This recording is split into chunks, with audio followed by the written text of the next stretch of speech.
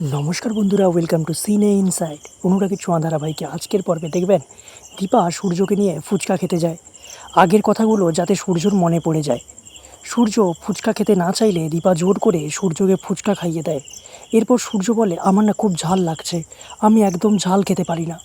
এরপর সূর্য দীপাকে নিয়ে আইসক্রিম খেতে যায়।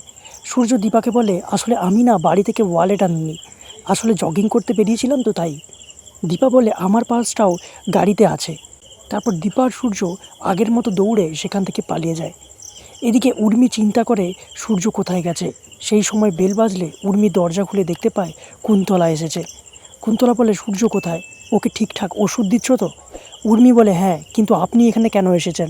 কুন্তলা বলে, সূর্যর ওষুধ দিতে এসেছি। এটা শুনতে পেয়ে বলে, আপনি আমার বাবার জন্য ওষুধ আনেন? কুন্তলা বলে, হ্যাঁ, এটুকু কি আমি তোমাদের জন্য করতে পারি না? সোনা বলে, না, আপনি আমার বাবাকে ওষুধ দিচ্ছেন সেটা কাকিয়াও জানে, কিন্তু আমাকে কেউ জানায়নি। এরপর কুন্তলা নাটক করে আর বলে, আমি ওষুধগুলো দিচ্ছি যাতে তোমার বাবা সুস্থ হয়ে তোমাকে ওই দীপার থেকে প্রোটেকশান দিতে পারে। এদিকে দীপা আর সূর্য বৃষ্টির মধ্যে নাচতে থাকে। সূর্য দীপার সাথে একটা সেলফি নেয়।